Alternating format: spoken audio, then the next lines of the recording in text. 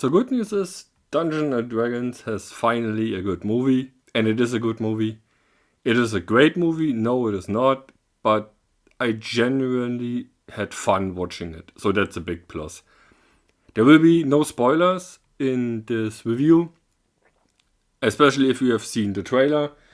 The only thing I'm gonna say is that the trailer doesn't really portray the story. Like there's the sentence in the trailer, like we stole something bad and gave it to the wrong person, or we stole something and gave it to a bad person, or anything like that. That is not really what happens. Like we as an audience, we watch the movie and yeah, maybe you could say it like that, but it is never made clear in the movie that the characters actually figure out that that's what happened. Anyway, it is a good movie. It is genuinely funny. Like if you remember the first Dungeons and Dragons movie, there was this comic relief character who was just silly and awful. That doesn't happen here. Like there are two really funny characters. The others have their moment, but there's no silliness. Like it's all enjoyable. There's one character who is like in wrestling, you would say he is the ultimate face character. Like he is so good that he is boring. He doesn't do irony or anything, and the characters call him out of it. So it's pretty self-aware. It's pretty fun. That is definitely a comedy or a fantasy comedy, not a straight up fantasy. So it's really enjoyable to watch. It is quite long.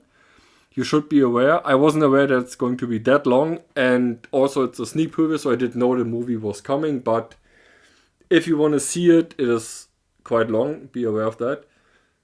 It is definitely something you should watch if you enjoy fantasy with a hint of comedy. From a purely fantasy standpoint, it is not really a good movie, but it is primarily a comedy fantasy. That's why I gave it like a score of 8. I was debating if you look at it from a purely fantasy standpoint, it is not that good. The story is quite boring. It's quite lame how it all develops. It's maybe a mean word to say it's lame, but it's not really that mind-blowing, the story. But it's earnest, it's funny, they want to entertain you, they are self-aware that this is a movie about a pen and paper game, so there are some cheeky hints at things. There's a really chunky dragon, which is amazing. That's like the funniest thing I've seen for a while. You have a great diversity of races, and I really mean races. Like you have cat people, lizard people, eagle people, dinosaur people. I think it looks more like a dinosaur than a lizard. I'm not sure. You have the different classes. You have barbarians who are automatically stronger than everybody else because they're barbarians, but they're not the sharpest knives in the shed. You have dwarves. Then you have short people. I'm not sure what they are called in Dungeons and Dragons, but they are not like dwarves have short arms and long beards and all that and quite bulky. These are literally just miniature people. It's quite entertaining. And the whole world seems like a word, not a construct.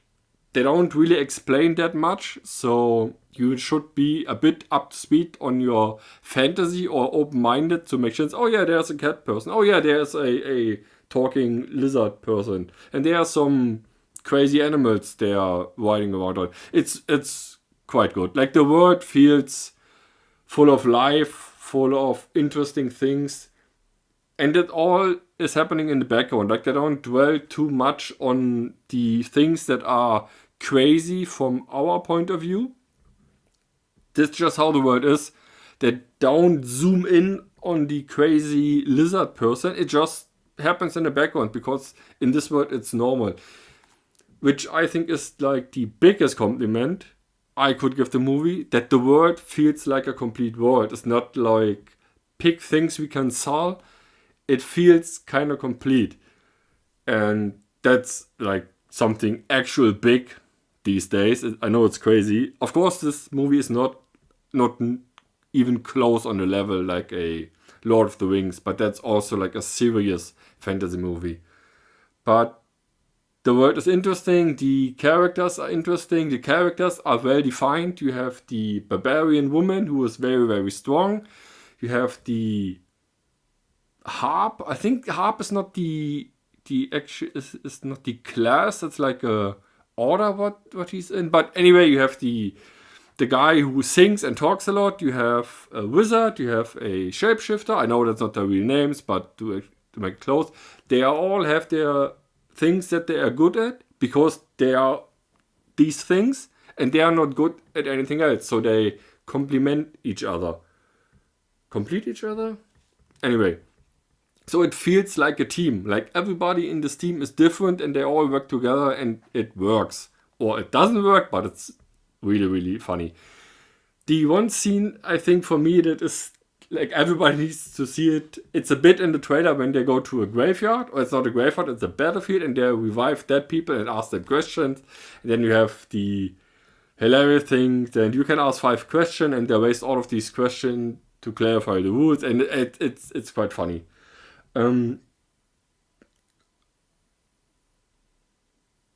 one thing I find a bit strange is that the main bad guy doesn't really show up, which on the one hand is a missed opportunity, but like the stand-in is also very creepy, very interesting. The acting overall is good. Like there's no one who really jumps out, who is amazing. Hugh Grant is, again, funny as a bumbling, half-evil idiot. Quite entertaining. But I think the good thing is that nobody stands out in a bad way. Like, there's nobody who is really bad at acting. There are differences, like the really, really good character who is basically bland as whatever you can imagine that is really bland. He doesn't really have that much character, but that's the point. That's the joke. Like, he's the guy who always does the good thing. He doesn't have to try. He always succeeds in doing the good thing.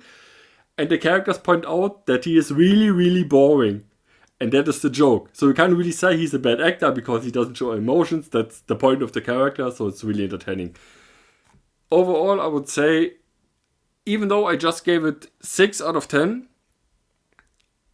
it is worth watching. If you can accept a movie that's a bit light on the story side, but that is the one thing that takes away from the score. The acting is good, it's entertaining. It's a movie that it's just fun to watch. It's just a fun experience to watch this movie, to be honest. That's like, you won't really think about it afterwards. It's not something mind-changing, but it is very entertaining. And so, if you like fantasy, watch the movie. If you have seen the old Dungeons and Dragons movies, watch this one. It's really good, even though it doesn't have the over the top acting of the one bad guy with the purple lipstick. That was kind of entertaining in a bad way. That's not in this movie, but yeah, it is. I would say, since Dungeons and Dragons is not really a video game, you can't really call it like a successful video game adaptation. It's a successful game adaptation, I would assume. It captures the randomness and the funniness of the game quite well. Like, there are Dungeons and Dragons games who are really serious, but mostly the dungeon masters try to make it funny, and there are things that don't make any sense, like talking to corpses and failing all the time. That happens here, and it's entertaining.